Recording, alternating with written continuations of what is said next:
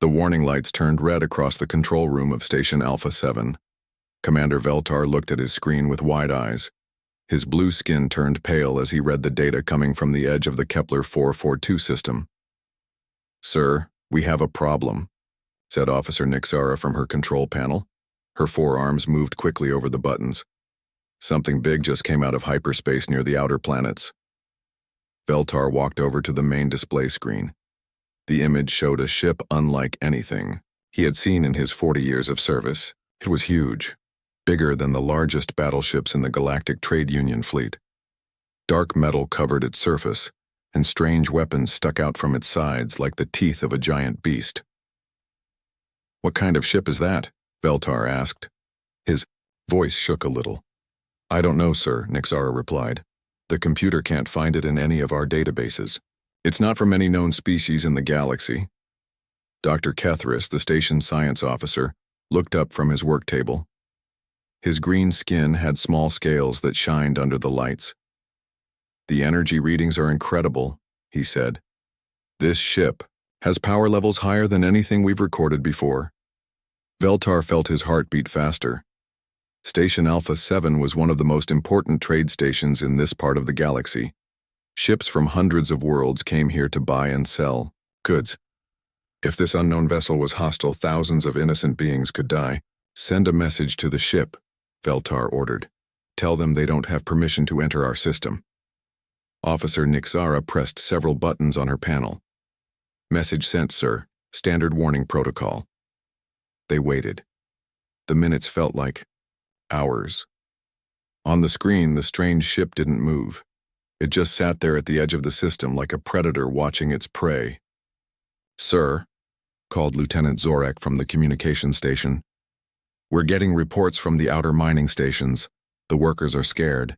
They can see the ship on their sensors, too." Veltar rubbed his forehead with his long fingers. This was turning into a nightmare. "What about our defense fleet?" "3 patrol ships are in the system," Nixara answered. "But sir, compared to that thing, they look like tiny insects." Dr. Kethris walked over to join them at the main screen. "Look at these weapon signatures," he said, pointing to the data scrolling beside the ship's image. "I've never seen technology like this. The power output suggests weapons that could destroy an entire moon." The communication panel beeped. Everyone turned to look at Lieutenant Zorak. "Sir, the unknown ship is sending a response to our warning," he said. "Put it on speaker," Veltar ordered. A new voice filled the control room. It was different from any alien language they knew. The sounds were strange, but the translation computer worked quickly to change the words into Galactic Standard. "This is Captain Sarah Chen of the UES Defiance. We request emergency docking authorization at your station. We have critical medical supplies that need to reach the outer rim worlds immediately." Veltar and his crew looked at each other in surprise. The voice belonged to a female, but from what species? And what was this UES Defiance? "Medical supplies?" whispered Dr. Kethris. "In a warship like that?" Veltar activated the communication system. "Unknown vessel, this is Commander Veltar of Station Alpha 7.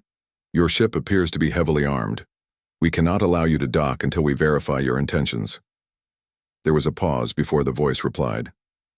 "Commander, we understand your concerns. However, people are dying while we talk. The plague on Epsilon Colony has gotten worse. We have the only cure." Dr. Kethris stepped forward. "Commander, may I speak?" Veltar nodded. "Captain Chen," Dr. Kethris said into the microphone. "This is Dr. Kethris, Chief Science Officer. What species are you? You're not in our databases." Another pause. Then the voice answered, "We are human. We come from the Milky Way galaxy. This is our first contact with your people." The control room went silent. First contact with a new species was rare and important, but it usually didn't happen with such a large and dangerous-looking ship. "If you're carrying medical supplies," Veltar said slowly, "why is your ship so heavily armed?" "Commander," Captain Chen replied, "where we come from, space is dangerous. Pirates and hostile aliens attack medical ships all the time. We had to make our hospital ship strong enough to protect the people we're trying to help. Officer Nixara checked her sensors again. Sir, more ships are detecting the human vessel. Trade captains are asking questions. Some are requesting permission to leave the system. This was getting out of control. Veltar knew that panic could hurt trade in the system for months. But letting an unknown warship dock at the station could be even worse. Captain Chen, Veltar said, you must understand our position. Your ship is larger and more powerful than anything in our fleet. We need time to verify your story. How much time? The human captain asked. Every hour we wait, more people die from the plague. Dr. Kethris looked at the data on his screen. Commander, I'm not detecting any charging weapons or targeting systems on their ship. If they wanted to attack us, they probably would have done it already. Lieutenant Zorek called out from his station. Sir, we're getting a priority message from the Galactic Trade Union headquarters. They want to know about the unknown ship. Veltar sighed. Now the government was getting involved. This simple day had turned into a crisis that could affect his entire career. Captain Chen, he said into the microphone, we need to follow proper first contact procedures. This will take time. How much time? The human voice asked again. At least 12 hours for the paperwork alone, Veltar admitted. There was a long silence from the human ship. Then Captain Chen spoke again, and this time her voice sounded tired and sad. Commander, in 12 hours at least 300 people will die from this plague. Children, families, old people who just want to live long enough to see another day. We have medicine that can save them. Please. Dr. Kethris looked at Commander Veltar. Sir, what if we send a small inspection team to their ship? We could verify their story without letting them dock. Veltar thought about this. It was risky, but it might work. Captain Chen, would you accept a small inspection team aboard your vessel? Of course, came the quick reply. You can inspect anything you want, just please hurry. Officer Nixara was reading new data from her sensors. Commander, I'm picking up strange energy signatures from the human ship. It's like nothing I've ever seen. What kind of signatures? Dr. Kethris asked, hurrying over to look at her screen. The computer says they're medical scanners and fabrication units, she replied. But they're incredibly powerful, more advanced than anything we have. Veltar made his decision. Prepare a shuttle for inspection duty. Dr. Kethris, you'll lead the team. Take security officers Bakhtar and Hessiani with you. Thank you, Commander, Dr. Kethris said. This could be the most important first contact in centuries. As the inspection team prepared to leave, Veltar stared at the image of the human ship on his screen. Something about this whole situation felt wrong, but he couldn't figure out what. The ship looked like it could destroy his station with ease, but the human seemed genuinely concerned about helping sick people. Only time would tell if he was making the right choice.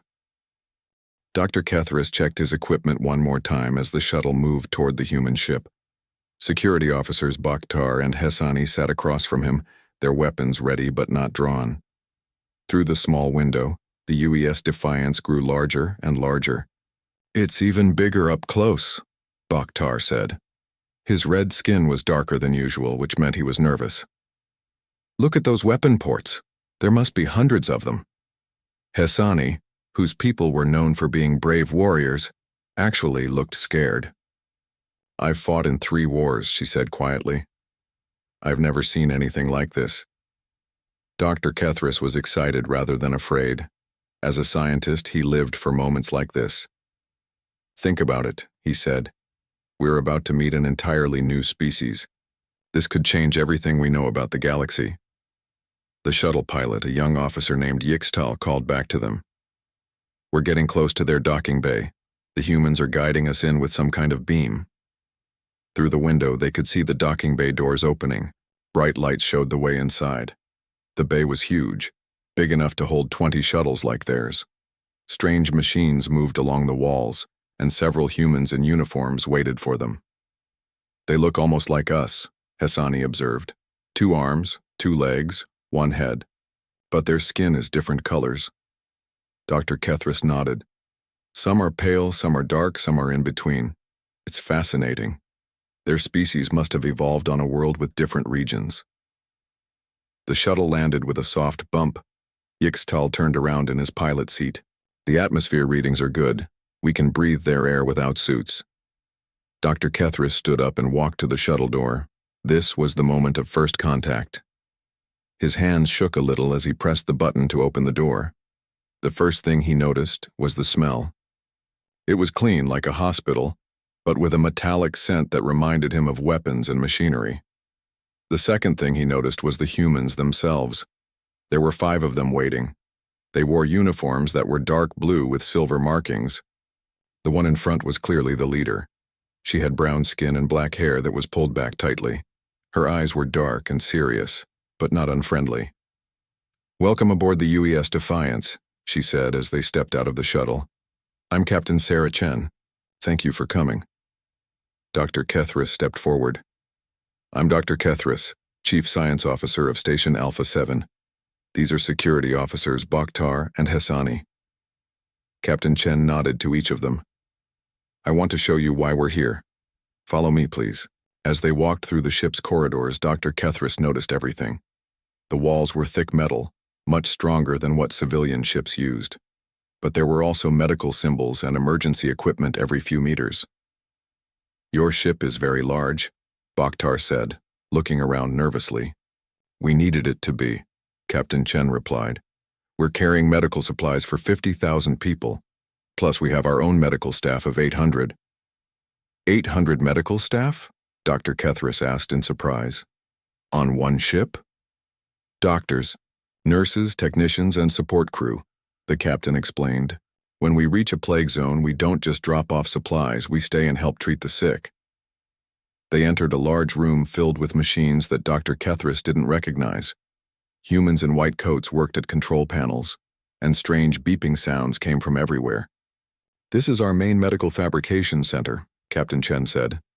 "We can create almost any medicine or medical device here." Hassani pointed at one of the machines.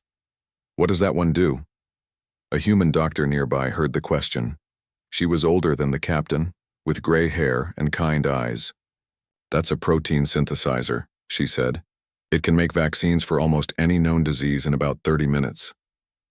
Dr. Kethris walked closer to examine the machine. The energy requirements must be enormous. "They are," the doctor agreed. "That's why our ship has such powerful reactors. Captain, should I tell them about the plague?" Captain Chen nodded. "Dr. Martinez here is our expert on the disease that's spreading through the rim worlds." Dr. Martinez activated a display screen that showed a map of several star systems. Red dots marked infected planets. 3 weeks ago, we detected a new plague on Epsilon Colony. It spreads through the air and kills within days. So far, it's reached 7 worlds. "How many people have died?" Dr. Kethris asked quietly. "Over 12,000, Doctor," Martinez replied. "But we've developed a cure. The medicine is ready, but we need to get it to the infected worlds quickly." Bakhtar was still looking around suspiciously. "If you're a medical ship, why do you have so many weapons?" Captain Chen's expression became serious. "Because space is dangerous, officer. In our galaxy, pirates attack medical ships regularly. They steal medicine to sell on the black market, and they don't care how many people die." "So you fight them?" Hassani asked. "When we have to," the captain answered. "But we prefer to avoid fights. Our job is to save lives, not take them." They moved to another section of the ship. Here, Dr. Kethris saw something that confused him. Large machines that looked like weapons were connected to medical equipment. "I don't understand," he said. "These look like military fabricators, but they're making medical supplies." Dr. Martinez smiled. "That's human engineering for you. We learned to make our equipment serve multiple purposes. Those fabricators can make ammunition for our defenses, but they can also make medicine, surgical tools, and even food." Captain Chen pressed a button on a nearby panel. The machine hummed to life and began creating small vials of clear liquid. "Antibiotics," she explained. "We'll need thousands of these for the plague victims." As they continued the tour, Dr. Kethris began to understand something important. These humans didn't think like other species in the galaxy. Most races built specialized ships for specific purposes. Warships for fighting, medical ships for healing, cargo ships for transport. But humans built ships that could do everything. "Captain," he said, "your people seem to approach problems differently than we do." "How so?" she asked. "Most species in our galaxy believe in specialization. One ship, one purpose. But you've created a ship that can fight and heal at the same time." Captain Chen stopped walking and turned to face him. "Dr. Kethris, where we come from, resources are limited. We can't afford to build separate fleets for every job. Every ship has to be able to protect itself and help others." They entered what looked like a hospital ward. Beds lined the walls and medical equipment hung from the ceiling. But Dr. Kethris noticed that the beds could be quickly moved and the medical equipment could be stored away fast. "This room can hold 200 patients," Dr. Martinez explained. "But if we need to, we can clear it out in 10 minutes and use it for other purposes." "What other purposes?" Bakhtar asked. "Troop transport, cargo storage, emergency shelter," Captain Chen listed. "Whatever the situation requires." Hassani looked impressed, despite herself. "You humans are very practical." "We have to be," the captain replied. "We're refugees, officer. Our home galaxy is dying. We had to learn to make the most of everything we have." This was news to Dr. Kethris. "Refugees? You mean your entire species?" Captain Chen nodded sadly. "Our sun is dying and our galaxy is becoming unstable. We're looking for new homes, new friends, new ways to survive. But we won't give up helping others while we search." They returned to the docking bay where their shuttle waited. Dr. Kethris had seen enough to know that these humans were telling the truth. But he also understood why Commander Veltar was worried. The UES Defiance was incredibly powerful, even if its crew used that power to help people.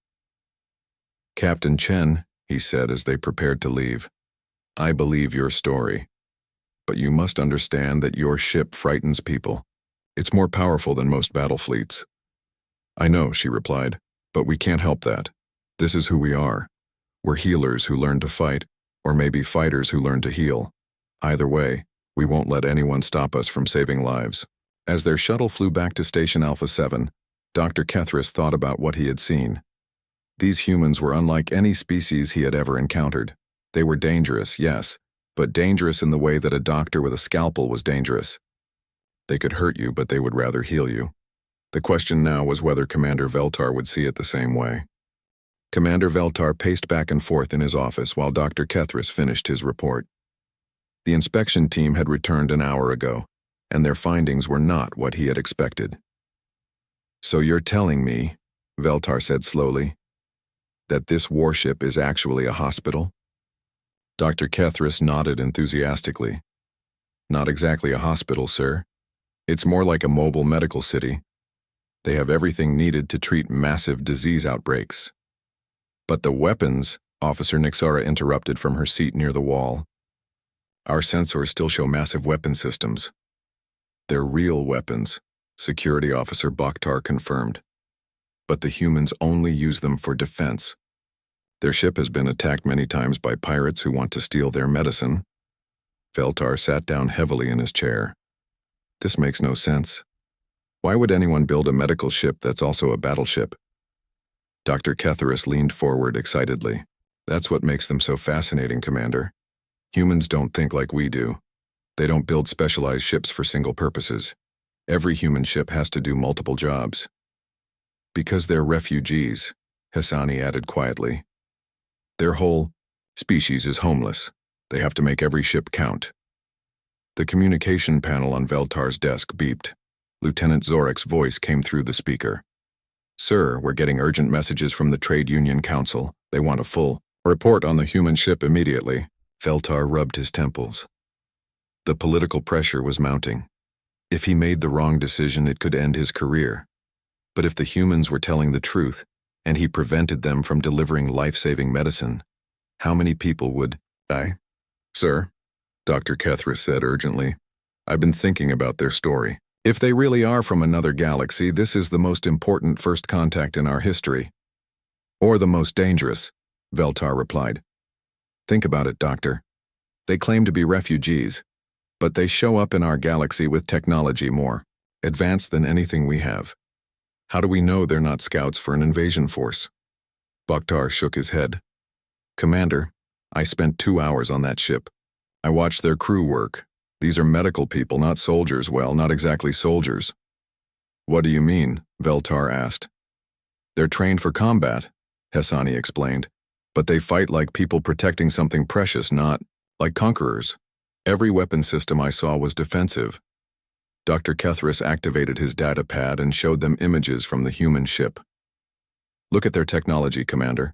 These medical fabricators are centuries ahead of our best equipment. If they wanted to conquer us, they wouldn't need to trick us with stories about plagues. The office door chimed and Lieutenant Zorek entered quickly. Sir, we just received a priority message from Epsilon Colony. The plague situation has gotten much worse. Veltar felt his heart sink. How much worse? The death rate has increased by 40% in the last day, Zorek reported. The colonial government is begging for any available medical assistance. Dr. Kethries stood up suddenly. Commander, the humans have the cure for this plague. While we're sitting here debating politics, people are dying. We don't know for certain that they have a cure, Veltar argued. We only have their word.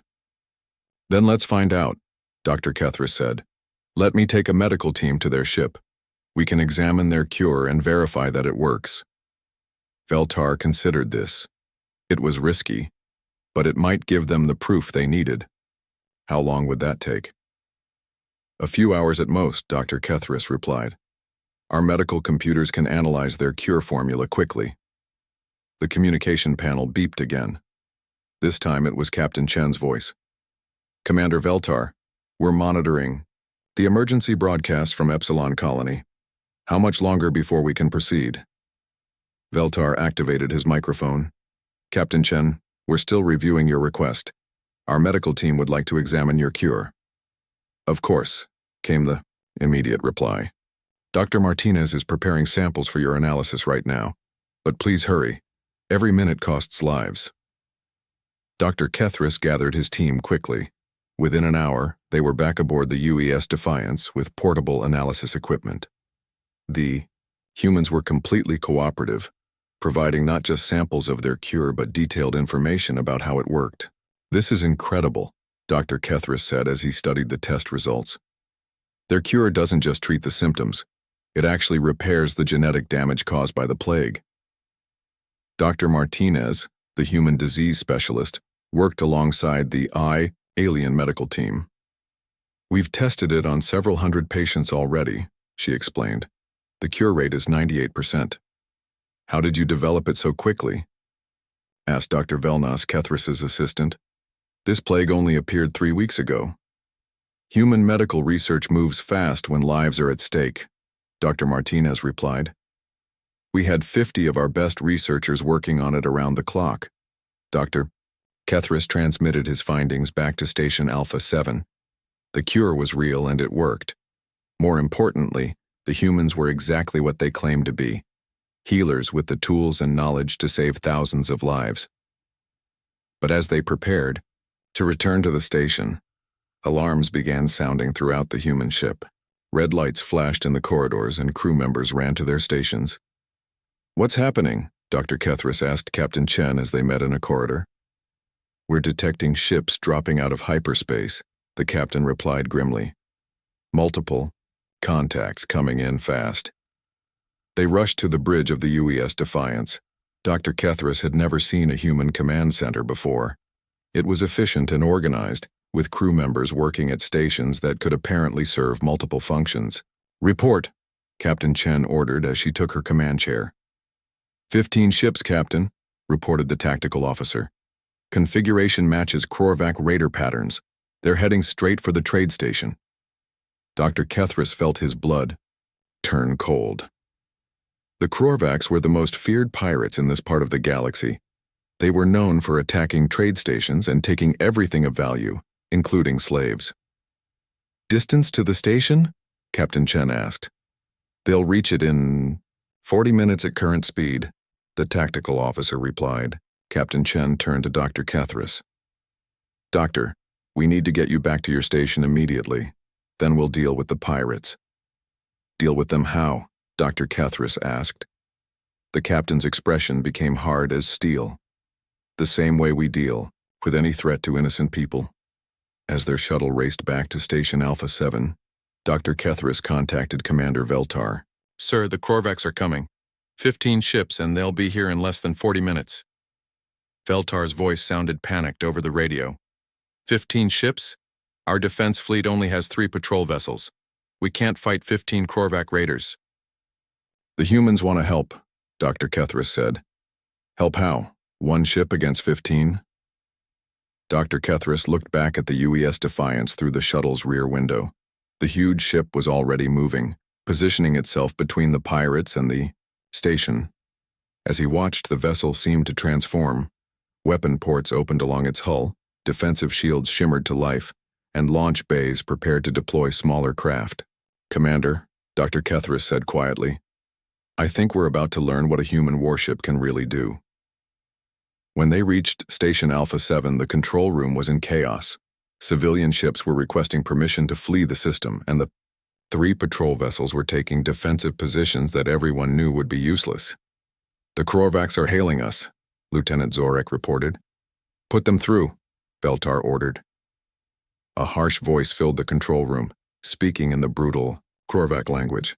The translator converted it to Galactic Standard. Trade station, you will surrender all valuable cargo and 1,000 slaves. Resistance will result in complete destruction. Veltar activated the communication system with shaking hands. This is Commander Veltar of Station Alpha 7. We are a neutral trade facility. We demand safe passage under galactic law. Cruel laughter came through the speakers. Galactic law means nothing here, alien. You have 30 minutes to begin loading cargo ships or we start shooting. The transmission ended, leaving the control room in silence. Everyone knew that 30 minutes wasn't enough time to evacuate, even half the station's population. Sir, Officer Nixara said quietly, the human ship is requesting permission to engage the pirates. Veltar stared at the main display screen. The UES Defiance sat between the station and the approaching pirate fleet like a guardian protecting its charges. 1 ship against 15. It seemed impossible. But Dr. Kethris had seen what was inside that ship. The humans had built something that was both a healer and a warrior. Now they were about to find out which side would win. Commander Veltar stared at the communication panel, his hand hovering over the button that would give the humans permission to fight. 15 Korvax ships against 1 human vessel. Even if the UES Defiance was powerful, the odds seemed impossible. Sir, Dr. Kethris said urgently, we have to let them try, it's our only chance. 1 ship can't fight 15, Officer Nixara protested. If the humans fail, the Korvax will be even angrier. They might destroy the entire station. Lieutenant Zorek looked up from his console. Commander, the civilian ships are panicking. Half of them are trying to flee the system, but they can't outrun Korvax raiders. On the main screen, the 15 pirate ships grew larger as they approached. Each one was bristling with weapons and covered in dark armor. The Korvax were known for their cruelty, but they were also skilled fighters who had conquered dozens of worlds. Captain Chen's voice came through the speakers. Commander Veltar, we're ready to engage the enemy. We just need your authorization. Veltar closed his eyes for a moment. This was the most important decision of his career. If he said yes and the humans lost, thousands of people would die. But if he said no, thousands would die anyway. Dr. Kethris, he said quietly, you spent time on their ship. Do you really think they can win? The science officer thought carefully before answering. Commander, I've never seen technology like theirs. Their weapons are more advanced than anything in our databases. But more importantly, they're fighting to protect innocent people. That makes humans very dangerous. Veltar made his choice. Captain Chen, you have permission to engage the enemy. Good luck. Thank you, Commander. All civilian ships should take shelter behind the station. We'll handle the rest. On the tactical display, the UES Defiance began moving toward the pirate fleet. The huge ship accelerated faster than should have been possible for something so large. Energy readings spiked as its weapons powered up. "Look at those power levels," Officer Nixara whispered. "They're off the charts." The first Korvax ship opened fire when the human vessel came within range. Bright energy beams streaked across space, but they seemed to disappear when they hit the UES Defiance. The human ship's shields absorbed the attack without even flickering. "Impossible," Lieutenant Zorak breathed. Those were heavy plasma cannons. They should have punched right through any shield. Captain Chen's voice came over the radio again, but this time she was speaking to her own crew. The station's computers picked up the transmission and automatically translated it. "All medical staff to emergency stations. Secure all patients and prepare for combat maneuvers. Weapons teams, you are cleared to engage." Dr. Kethris leaned forward, watching the screen intently. "She's treating this like a medical emergency.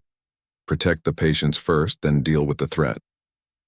The UES Defiance opened fire, and Commander Veltar understood immediately why the ship's energy readings had been so confusing. The weapons weren't just powerful, they were precise. Instead of trying to destroy the pirate ships completely, the human vessel targeted specific systems. Engines, weapons, life support, each shot was carefully aimed to disable rather than kill. "They're not trying to destroy them," Dr. Kethris observed. "They're trying to save lives, even pirate lives." But the Korvax had no such concerns. The remaining 14 ships concentrated their fire on the human vessel, sending hundreds of energy beams and missiles toward it. The UES Defiance disappeared in a cloud of explosions and fire. "No," whispered Officer Nixara. "They can't be gone." But as the smoke cleared, the human ship emerged completely undamaged. Its shields had held against the combined firepower of 14 pirate vessels. Worse for the Korvax, the UES Defiance had used the cover of the explosions to get closer. What happened next changed everything. Commander Veltar thought he knew about space combat. The human ship seemed to split apart, deploying dozens of smaller craft that had been hidden inside its hull. But these weren't normal fighter ships. They moved with impossible speed and agility. "What are those?" Lieutenant Zorak asked in amazement. Dr. Kethris was studying the sensor readings. "They look like medical shuttles, but they're armed and shielded like military fighters." Captain Chen's voice filled the control room again. "Korvax vessels, this is your final warning. Surrender now, and we will provide medical assistance. To your wounded, continue fighting and we will disable your ships and take you prisoner." The lead Korvax ship responded by firing everything it had at the nearest human shuttle. The small craft danced away from the attack, then fired a single precisely aimed shot that knocked out the pirate ship's main weapon. "How are they doing that?" Officer Nixara asked. "Those shuttles are moving like they're reading the pirates' minds." Dr. Kethris suddenly understood. "It's their medical technology. They're using the same sensors they use to diagnose diseases to analyze the pirate ships. They can see every weakness, every system failure, every point of damage." The battle, if it could even be called that, was over in minutes. The human shuttles moved through the pirate fleet like surgeons performing an operation. Each shot was precise, each maneuver calculated to cause minimum damage while achieving maximum effect. Within 10 minutes, all 15 Korvax ships were floating helplessly in space, their weapons destroyed and their engines offline. But the most shocking thing happened next. Instead of leaving the pirates to die in their disabled ships, the UES Defiance moved among them, extending docking tubes and boarding ramps. Human medical teams began evacuating wounded Korvax and providing emergency care. "They're helping them," Lieutenant Zorak said in disbelief. "They're actually treating the pirates who just tried to kill them." Captain Chen's voice came over the radio one more time. "Commander Veltar, the immediate threat has been neutralized. We're providing medical assistance to the wounded and will turn the prisoners over to your security forces. However, we really need to get moving to Epsilon Colony. People are still dying from the plague." Commander Veltar sat in his chair trying to process what he had just witnessed. A single human ship had defeated 15 pirate vessels without killing anyone. They had then immediately begun providing medical care to their enemies. These weren't just healers or warriors. They were something entirely new. "Commander," Dr. Kethris said softly, "I don't think we understand what humans really are." Veltar activated the communication system. "Captain Chen, you have full authorization to dock at our station. Take on any supplies you need and proceed to Epsilon Colony immediately." "And Captain?" "Yes, Commander. Thank you. You saved thousands of lives today. That's what we do, Commander. It's what humans have always done." As the UES Defiance approached the station, its weapons powered down and its medical systems came back online. The transformation from warship to hospital ship happened so smoothly that it seemed like the most natural thing in the world. Dr. Kethris watched the approaching vessel with new understanding. Humans didn't build warships or hospital ships. They built human ships, vessels that could become whatever their crews needed them to be. Protectors, healers, teachers, or warriors, depending on the situation. "Sir," Officer Nixara said, reading her instruments, "I'm detecting massive energy. Signatures from the human ship again, but this time they're medical fabricators working at full capacity. They're making medicine for the plague victims," Dr. Kethris explained. "Even while they were fighting, part of their crew was working to save lives on the other side of the galaxy." Commander Veltar realized that first contact with humanity was going to change everything. These beings didn't just heal or fight, they did both at the same time with equal skill and determination. They were dangerous, yes, but dangerous in the way that hope was dangerous to despair. As the docking procedures began, Veltar made a decision that would affect the entire Galactic Trade Union. These humans were exactly the kind of allies they needed. People who would fight to protect others, but who would never forget that their real job was to heal the galaxy's wounds. Question now was whether the rest of the galaxy was ready for humanity. 3 hours later, Commander Veltar stood in the main docking bay of Station Alpha 7 watching the humans work. Captain Chen had brought a team of 20 crew members to oversee the transfer of additional medical supplies from the station's emergency stocks. But what amazed Veltar was how they worked. The same people who had been operating weapon systems during the battle were now carefully loading medical equipment. A human who had piloted a combat shuttle was now running calculations for drug doses. The tactical officer who had coordinated the attack on the pirates was currently discussing treatment protocols with Dr. Kethris. "It's like watching a completely different crew," Officer Nixara observed quietly. Dr. Kethris overheard her comment. "No, it's the same crew. That's what makes humans so remarkable. They don't see any difference between fighting a disease and fighting an enemy. Both are threats to innocent people." Captain Chen approached them carrying a datapad with supply lists. "Commander Veltar, we'll be ready to depart for Epsilon Colony in 1 hour. Dr. Martinez estimates we can save most of the remaining victims if we reach them in the next 18 hours. "Captain," Veltar said, "I have to ask. Your ship defeated 15 Korvac raiders without losing anyone. How is that possible?" Captain Chen smiled, but it was a sad smile. "Commander, we've been fighting for survival for generations. When your entire species is homeless, you learn to make every battle count. But more importantly, we never fight for conquest. We only fight to protect." Dr. Kethris stepped forward. "Captain, your weapons technology is centuries ahead of anything we have. Your medical technology is even more advanced. How did one species develop so much so quickly?" "Necessity," Captain Chen replied simply. "When your home galaxy is dying, you innovate or you die. We chose to innovate." Lieutenant Zorek came running up to them, slightly out of breath. "Commander, we're receiving a priority transmission from Galactic Trade Union headquarters.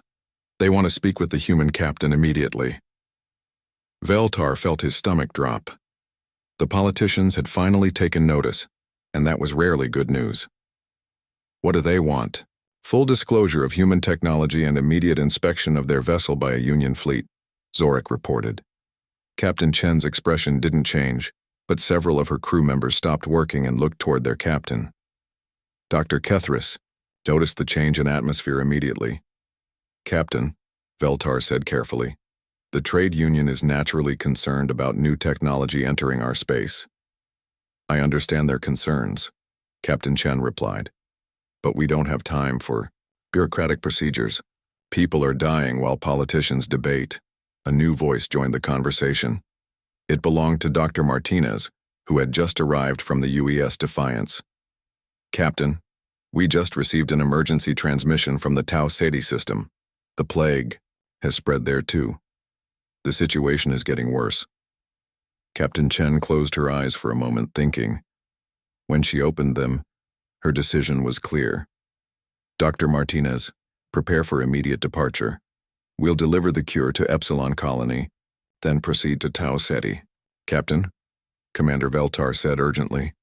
If you leave without trade union authorization, they might classify you as a rogue vessel. Then that's a risk we'll have to take, Captain Chen replied. Commander, with respect, we didn't come to this galaxy to follow your political procedures. We came to help people. Dr. Kethris stepped between them. There has to be another way. Captain, what if I came with you as an official observer? I could document your medical work and report back to the trade union. Captain Chen considered this.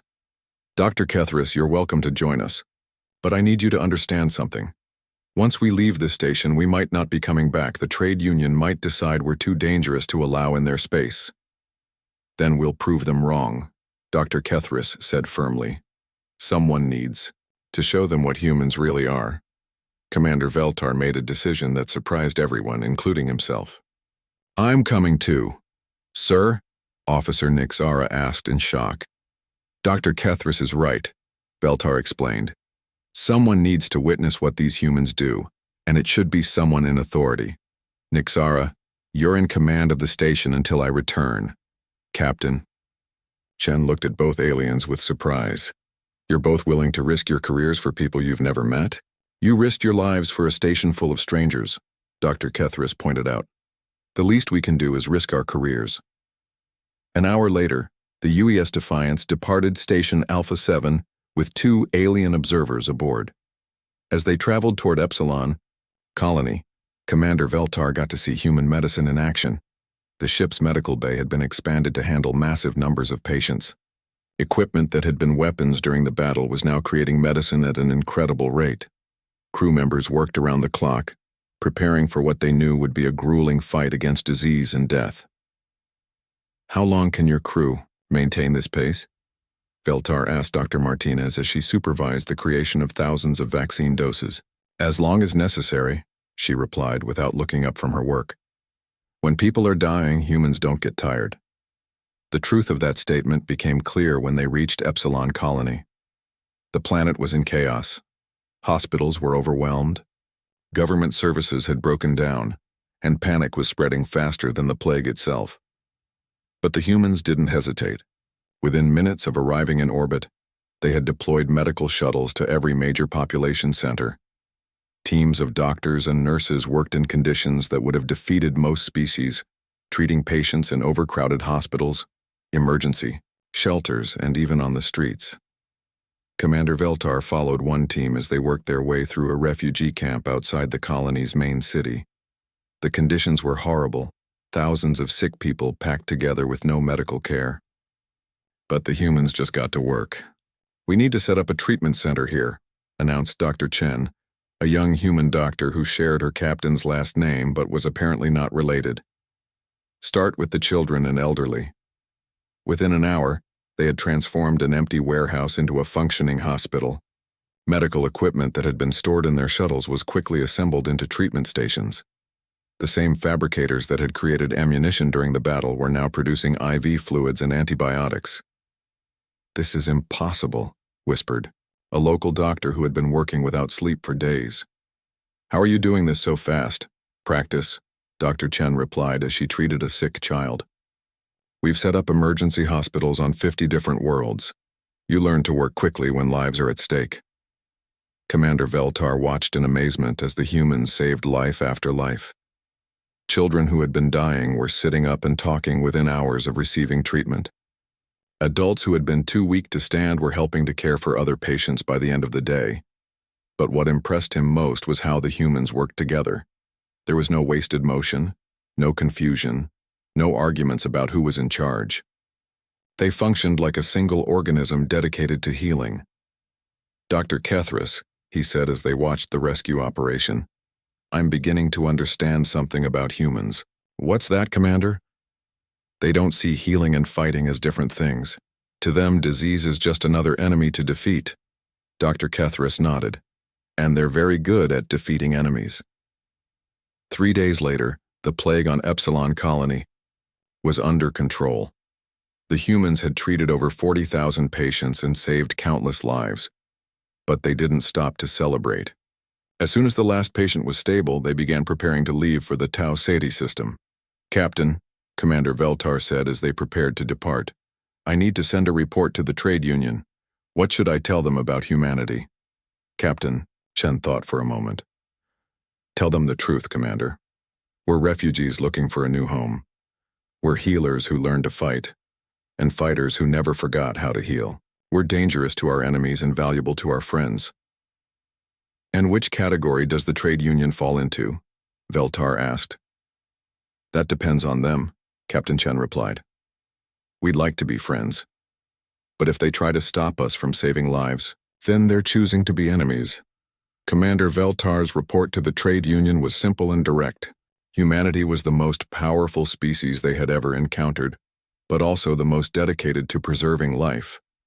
They could be valuable allies or dangerous enemies, depending on how they were treated. The trade union's response was equally direct. They offered humanity full membership in the galactic community, with one condition: human medical ships would be given unrestricted access to any system facing a medical emergency. Captain Chen's response was immediate. "Accepted." As the UES Defiance traveled toward its next mission, Commander Veltar understood something important. Humans didn't build warships or hospital ships. They built hope, vessels that could fight any enemy and heal any wound, depending on what the galaxy needed, and right now the galaxy needed healing. Fortunately, humanity had arrived,